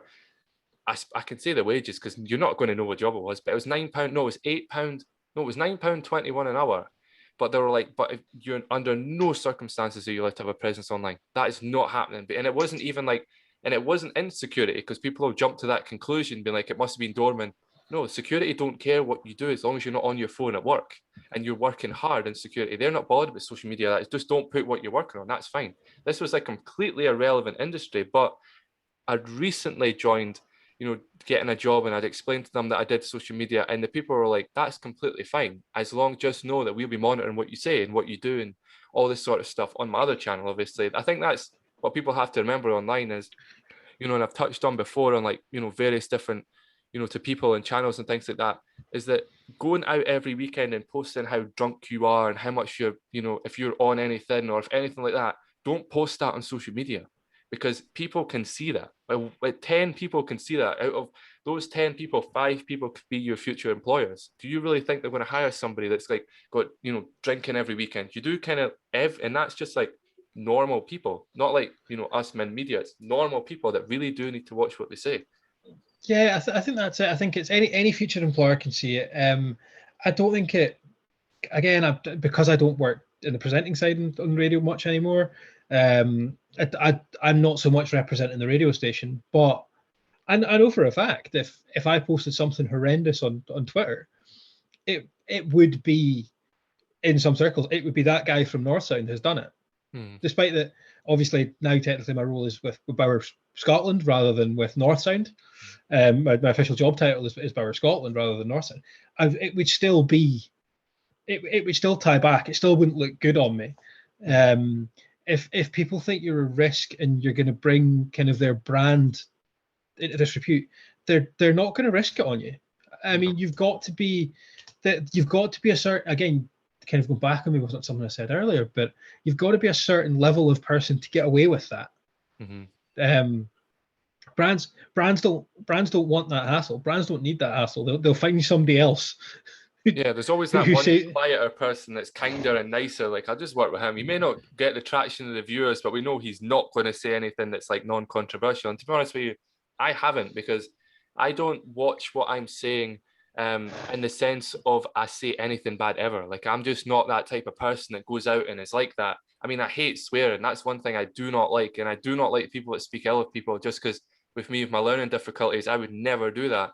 But like, there is, I mean, it's not as if I'm not, like, for example, I'm not afraid to say anything, but like, I just don't comment on certain stuff, because to be honest with you, if it doesn't concern me, you know, it's fine. And even if it does, I kind of like, I've grown to a sense. And even when I was younger and that, you know, with, you know, everybody has those, you know, kids that beat them up with swords, as you said, everybody has those kids. And even at that, I was always just like, nah, leave me alone. Like, I've never, you know, obviously people say squeaky clean guys always have the one thing about them, but everybody, yourself, everybody has the one thing about them. But you just have to remember, like, even when I go to Asda, I'm always like, thank you, I appreciate that, I hope you have a nice day. And I'll talk to I had a conversation when I was buying my bottle of Tango from the guy at the petrol station. I've never met him in my life, but I had a conversation with him. And it's not because like I'm trying to like, you know, prove a point or anything like that. It's more along the lines of because I just think you should be nice to everybody. Like you generally should be. Like it's just a thing. I don't think it costs anything. I think that's the key, isn't it? I think it's very easy, especially let's say I'm a passionate football guy. It's very easy for me to get into some heated debates, and I've done it. I've done it once or twice after a few drinks on a bus home from an away game or whatever, and started getting into it with people. But it's not worth it. And Twitter is good. I think it's great for posting the work stuff. But I do think sometimes you just need a break from it because it's just and it's fairly relevant just now and it's fairly high profile at the moment.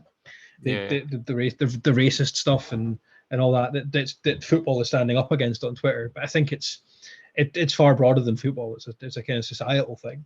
Yeah, and Twitter is.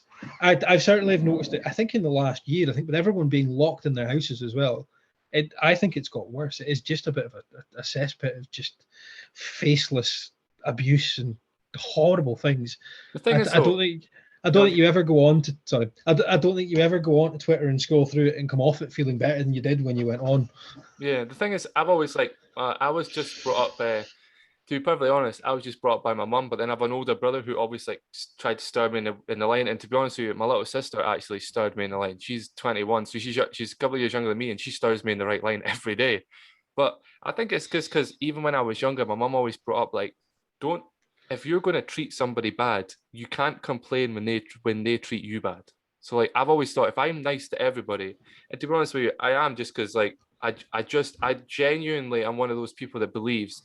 If I'm nice to somebody, it's because I want people to be nice to me. And if I'm nice to somebody and they're horrible to me because it has happened, then I'm always like, well, like we spoke about, that person might have had an off day. You know what I mean? That person, anything could have happened. You don't know. But if you give so many people so many chances where they're just not nice to me or they're just genuinely like horrible people to me, you have to get rid of them. You know what I mean? And it's unfortunate when that happens. But obviously, I understand. You know, before anybody that's listening comments on it, but you can't be nice all the time. Yes, I know that. You can't be nice to absolutely everybody, but be nice to everybody, you know, and just get rid of the people that aren't, you know what I mean? And social media has given us now a presence where you can create everything. And I'm so thankful I get to create this and speak to people like yourself. But it's given us like a sense of I'm on the keyboard type thing. Like you don't see my face, but then people don't forget that can be tracked back to you by IPs. And how do you think all these people that shouldn't be looking on, and I don't want to get into that, but they shouldn't be looking on stuff online, that how do you think they get caught? Like you can get tracked back to saying something evil. And then I always say to people, like when it comes to a tweet, and I'm sure you'll say yourself, when it comes to a tweet, look at it and think, like it's what I do when I'm online, if Twitter, Instagram, anything, if I look at it and I'm like, if I had that written on my face right now, would I be comfortable with it? And I've never once, especially, you know, as everybody done it when they were 18, 17, just wrote whatever you wanted because you were a kid. But even now I'm like, I'd always kind of like think of like the worst thing that can happen with what I say. And it's just a better way to live. You know what I mean? Taking that step to just be careful, more and more careful every day. You know what I mean? Yeah, I think it is, and I think anybody on social media, that kind of the way I look at it now, because I spent so long getting wound up about it. It's anybody that doesn't put their name or their face to it. If you've got some anonymous user Twitter handle, you don't put your name on it. I tend to just scroll past it. I think validating. There are. I know there's the whole whistleblower and all that argument that's come up, and I don't want to get into this. We'll be here for another hour. No. But I think anybody who can't put their name or their face to their opinion. I wonder how much validation it should really be given. Yeah, there's so many people that are like, you know, that come across to me sometimes, and I say the gym a lot, but to be honest with you, I spend 2 hours a day there. But it's because I feel like, and as I preached on my other channel with my anxiety, I genuinely feel so at home in the gym. So I do spend I don't always lift for like 3 hours, but I do spend a lot of time, and I do get people being up and be like, you're awfully nice, like you're awfully like sound laid back and stuff like that, and I'm always like, yeah, but that's because like it's not because I'm scared to say anything. It's just because I don't see the point on commenting on some stuff because I had ginger hair before, and obviously people made fun of my glasses, and with me being overweight, I always got made fun of when I was younger. But to me, I was just like, there are people like, why didn't you say stuff back? Why didn't you shout at us back? And it's like, because I don't see the point in commenting on negativity. Like, I think negativity, if you're negative towards somebody, there's something that's a personal thing. So I don't want to bite back at that just in case I'm hurting your feelings or I'm hurting you or anything. It's a weird thing to say, but it does come down to, like you said, that yes, you should always watch what you say online, but at the end of the day, you shouldn't just say anything that's like really, really, really negative, to be honest with you. Yeah, I think that's it. I think there's a place for the opinion, but I think that's it. I think from going back to kind of trying to push your way on in the industry, if the slightest thing, it's so competitive. I think you're risking a future career for the sake of a few likes is mind blowing to even. But if people thought about it like that, but. I think so. You're very right, and I think like I know a lot of people in media, and obviously I can't mention, that want to be in media, and I can't mention them because obviously they're in my class. But there is people in media that I see that posting about what they do all the weekend and what they take and what they're doing, and I've contacted constantly, and I'm like, why are you constantly like posting this stuff online? And they're like, yeah, but I can post what I want. I'm like, yeah, but I'm trying to preach to you and I'm trying to like help you in life now. Like, remove that and then constantly change the way you are, restart again. Because I restarted my Facebook when I did Inkyle's Eyes. It's with like obviously I won't say the email address. I was just about did there. That was close, but I started up a new Facebook and everything like that, and an Instagram. And people are like, "Why did you do that? You must have been doing this." And I was like, "No, not necessarily. It's just like I felt like if you know you're going to be the face of something, you need to get rid of." And I did get rid of a lot of people, but it's because I knew I wanted to be somebody that people would be like, "I know who that was. Like, look at what he's done now." And I think like you can't be putting stuff like. I mean, I'm 8 years sober now. I was sober when I was 18. I became sober completely when I was 18, and I just think like when I see people now and I see what they're posting online, and I'm like, you have to think like, I can't, and I see some of the comments and stuff on other people's channels, and I'm like, what would your mum and dad think of you saying that? Like, genuinely, would you sit in front of your my my granny? She's hilarious, right? She's from Oxford, but she's so funny, and she always says, Kyle, when you do these things online, imagine you saying them to me, and I'm like, okay. And there's some stuff that there's some stuff that the way other stuff she says about that, and then she's like, if there's any stuff you want to say and you're like, you have to say it to me, could you say it to me? And all the time, that's why I kind of monitor, and I'm like, yeah, I wouldn't say that, because if my granny's seen that, I'm telling you, she'd go mental. Like, she's like shouting at me, like, what you doing? And various other words that I can't say, and that she'll just scream at me and be like, you shouldn't do that. So I think like there does come a sense where you do need to, when when you want to be in the public or even in the media, don't change who you are. Just be you, but know that there's consequences for every little thing you do. And obviously, it comes back to the more of a person. Like, if you have some personal things you need to take care of them before you want to start being in the limelight. All this sort of stuff. You know what I mean? Yeah, that's it. And I think, again, it's funny you mentioned right there. It's that I think a lot of it possibly is to do people going on Twitter when they're drunk, and or Facebook when they're drunk and posting stuff. And I mean, I think we spoke about it before. I don't need Twitter and alcohol to try and end my radio career. I almost managed that before it started without the use of Twitter. I guess so. And obviously we won't get into that out of respect, but it does come down out of respect for yourself. We won't talk about that, but excuse me, hearing stories about like different things and hearing stories about what people have been through, and as you'll know, like out of full respect, I will not be saying them, and I couldn't even tell you off air because it's people come to me on my other channel and they're like, you preach about mental health, you post about this, and then they tell me stories, and it takes me back sometimes that people are like, they're like, yeah, this is what I want to say. And then I've seen multiple posts on Facebook, especially recently, to be honest with you, and it is hard. It's heart-wrenching for me a little bit, because I reach out to these people and I'm like, you don't have to write that on Facebook about your mental health and blow that out there.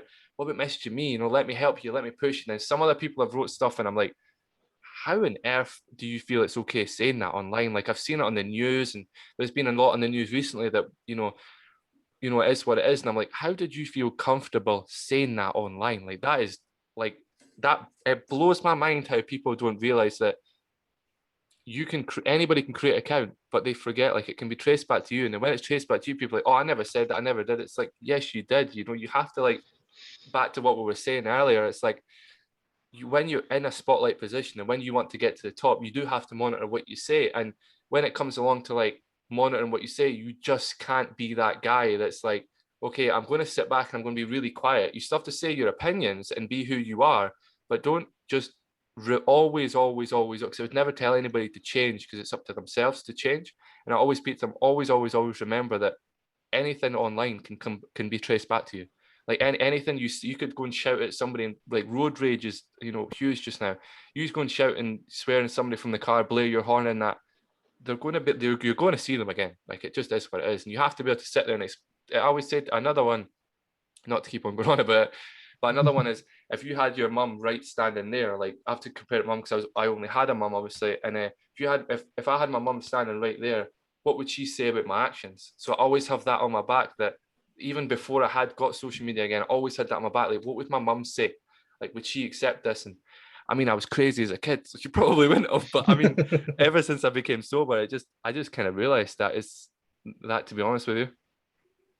Yeah, I think it's, and again, I think one thing I've maybe noticed, again, going back, and it's not even social media, it's emails and stuff, and the change in the way we've communicated in the last year is how easily the written word can be taken out of context.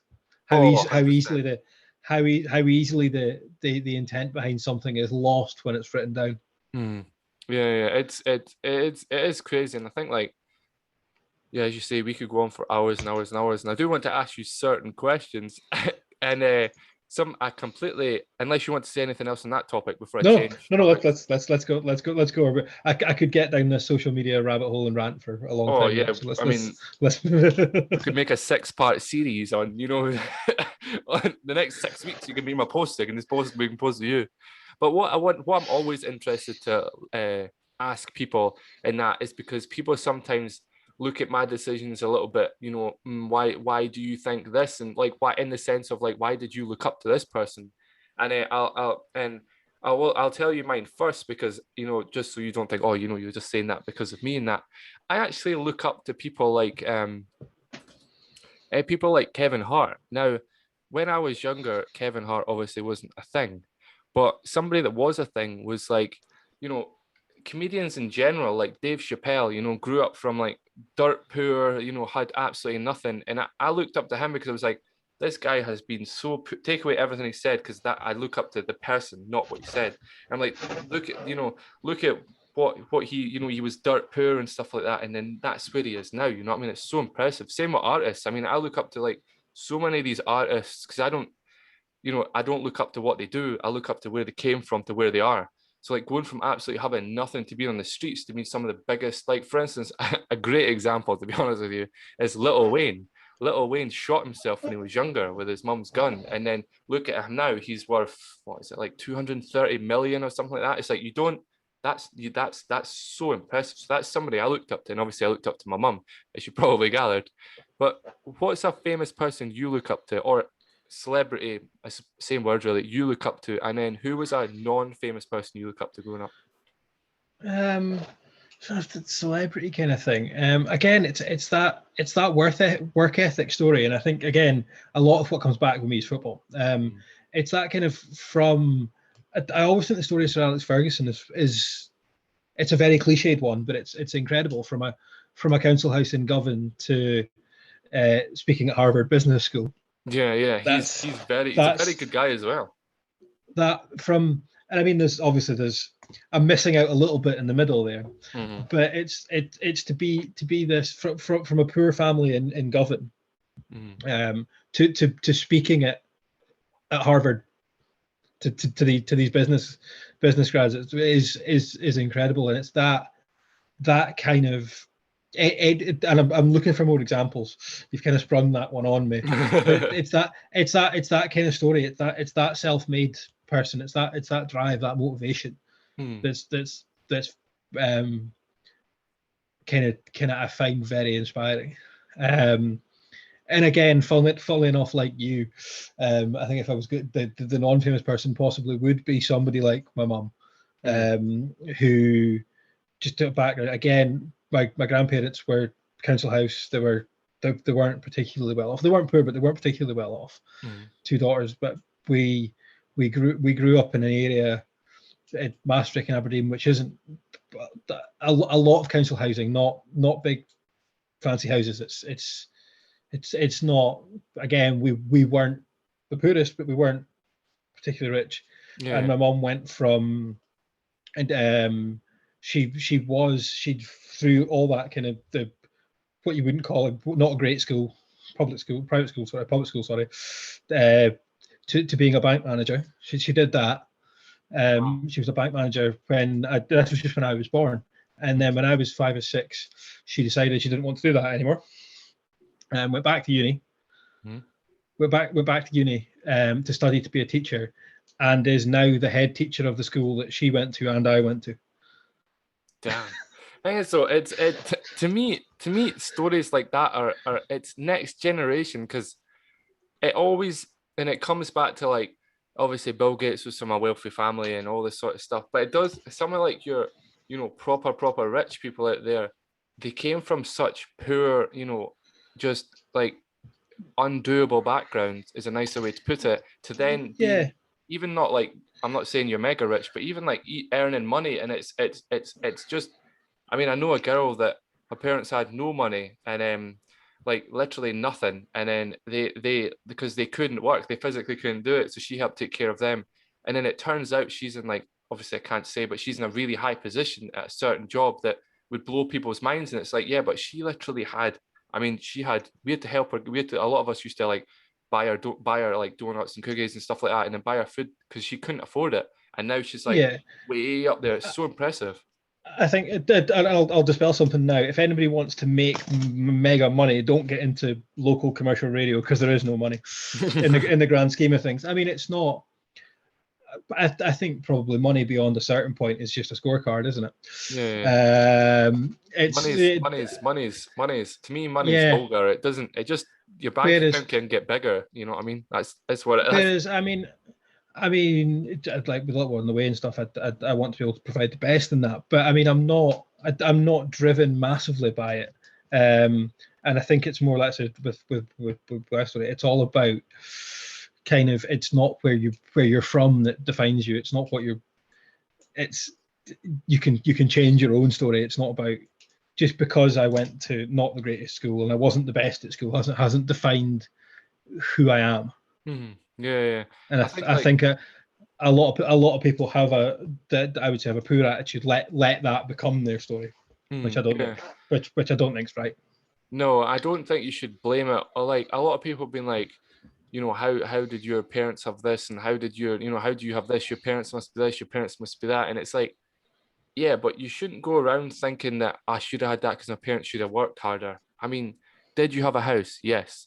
Did you have hot water, electricity? Yes. So you should just be happy. Anything else you had, I'm looking at now an Xbox and stuff like that. It's just, anything else that comes along is because they helped. When I was younger, I never took anything like that for granted, because I know how hard my mum worked. She had 3 kids, and obviously I was a handful. I'm not going to lie. I genuinely was a handful when I was younger because of my learning difficulties. I just was, and to put up with that and still provides. I never went hungry or anything like that. And to me, her mum was not, did not have, like, had not a lot of money, couldn't afford milk, and then to look where my mum is now is, to me it is definitely a driving factor. You know what I mean?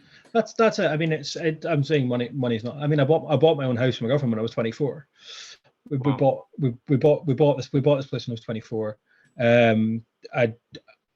Again, without trying to sound well, I drive a reasonably nice car. I don't. But you started at the job when most people are going out getting drunk every night. You know what I mean? Like, you started at 19. It is impressive. Yeah, I mean, I cut about in an old T-Reg Corsa for long enough that once I could finally afford something decent, I decided to go for it. Yeah, exactly. A couple of quick fire questions. I think, you know, because again, I could talk to you for hours and hours and hours and hours. Like you, it's again, I've spoken to other people that are in media, but because of somebody that actually went to college and did what I did and stuff like, I like doing what I'm doing. It's nice and humble to talk to. So again, I appreciate that. But I'm going to do is I'm going to ask you probably maybe like 6 or 7 questions, and they're just going to be like quick fire, not loads of questions, quick fire questions, just because. Let's go for quick fire. Let's go for it. 100%. Where would you like to travel after lockdown? Quick fire. It's a really boring answer, but Port Soy. My parents have a caravan in Port Soy, and we've not been there since the last lockdown came in. And I will be traveling there. I've got the day off booked towards the end of this month to head up there for a long weekend. That's the first place I'm going. Was not expecting that. I was expecting somewhere over the States or something like that, to be honest. No, go and spend time with my parents in the caravan. It's fairly basic and simple, but it's brilliant. Told you guys, he's humble. I told you. What's your favorite type of music? I've like if I'm just listening to stuff on my own, it's kind of 90s, early 2000s kind of dance stuff, kind of Kiss Today, that kind of 90s dance kind of feel. All right, okay. Who's your favorite artist? My favorite artist. It doesn't have to be somebody you've done something with. It can be absolutely anybody. No, I mean, if I was going to be really corny, I'd say my brother, but it's probably not. Oh, your brother's an artist. What's his name? My brother's Allan Davidson. He's released 4 albums now on his own. Wow. So some of his stuff is great, but it probably, again, I'm probably looking favorite artist. Probably somebody like Calvin Harris. I know that's really corny and basic, but it's that or that. Yeah, I'm struggling to pull it an artist. I listen to a lot of the dancey stuff or kind of old kind of Motown and funk and soul and stuff. That kind of feel. But yeah, we'll go. I don't know. I'd say Calvin Harris maybe off the top of my head, just as somebody that is probably one of the few artists that I would put on a Calvin Harris album rather than a playlist of various stuff. Yeah. So what about pizza or fish? From a fish and chip shop, obviously. Pizza or fish? If it's proper good fish and chips, somewhere. I mean, again, we live on the coast of the country with some amazing. I'm a seafood person anyway, so not kind of your cheap crazy fish and chip shop. If I'm going fish and chips, it needs to be somewhere with real decent fish. Funnily enough, I was speaking about the other night. We did an ad recently for Amity Fish Company. If anybody wants to go and check them out on social media, there's an animated video on there that we worked on, and I voiced the tail end of it. It's really a sea shanty. It's the Nathan. It's inspired by the whole Nathan Evans thing. We did that a few weeks ago. But there's a fish and chip shop just down the road that serves fish caught by them. It's probably something like that. Wow. What about full sugar drinks or sugar-free drinks? I try to stick to sugar-free stuff. I went through a phase when I first started at Northsound of hammering the vending machine for full sugar iron brew, and then I did nothing in my diet apart from bin that off and replace it with the extra stuff and lost a bit of stone. So the sugar's got to go. It shows how much I was drinking, I think. What about coffee or energy drinks? I'm probably more energy drinks. Yeah, I'm half and half. I'm a bit of. Only because I'm a bit of a coffee snob. When I don't drink much coffee, but when I do, it has to be decent. I can't stand the instant stuff. So. Wow, yeah. What about? I have it here. I'll just ask you anyway. What about dogs or cats? Dogs, because I'm massively allergic to cats. What kind of dog do you have? He's a German Spitz. Well, yeah. I won't bore people with the detail, but we're pretty sure German Spitz. Yeah, we had a story about that one, but it's a funny story. We'll need to tell it sometime. What about You said you drive a car, but what about cars or motorbikes? Cars. Always been cars. What about planes or boats? Planes. I mean, I can do little kayaks and stuff, but the first thing that comes to mind when you speak about boats is either returning from pipe band championships in Ireland, massively hungover on the ferry back, being sick, or on an open top dolphin boat thing in Tenerife when I was about 8 and just being horrendously sick. So both stories rely on you being sick. So I'm guessing, yeah, it will be planes. Yeah, I'm afraid I'm not afraid of heights, but I don't like knowing I'm 30,000 or how many thousand feet's in the air. Yeah, if I'm in people are like, you're more likely to get crashed in a car, and I'm like, yeah, but I'm probably going to survive. But if I'm in a plane, I'm dead. That's it, and I can't. I'm good. I've seen too many. I've heard of too many horror stories, and of when people have just been got into turbulence and they're like, that's it, and they tell me what happens in some people are like their plane started going from side to side. I'm like, nah, I'm not going in that sort of thing.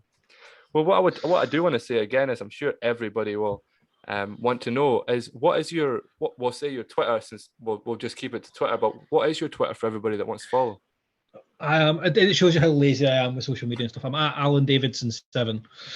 Allan 2 L's, ALLN, Davidson 7. It's uninspired. I post about once a month, and it's generally ranting about football at the moment because there's nothing else to do since we've been in lockdown. I can't decide whether I want to be more active and more engaging on Twitter or just bin it. So, well, if you go and give it a follow, if you go and find it, you'll see if it's there. Depends when people are watching this. Yeah, it may be full of new engaging content, or it might have gone. I haven't decided yet. Yeah, well, what I want to do is I want to say thank you very much for spending your time in that, and what an interesting, inspirational story, I have to say, and somebody that is. I personally would say, is it a place that doesn't have to be humble, but is, because you could not be, but you genuinely are, and it's nice to hear again how you're not once did we, and nobody I've ever spoken to has, wanted me to plug their social media, and I'm always like, yeah, let me help you, let me get you these things, and they're like, no, it's cool. So again, I want to say how much of a humble, nice guy you are, and yeah, good luck with the. Thank you very much for having me as well. It's been enjoyable. It's been a pleasant way of spending an evening. 100%. Yeah, I couldn't think of anything better, to be honest. And yeah, and good luck with the baby, and I hope everything goes well, and I hope it comes out nice and healthy. I hope so.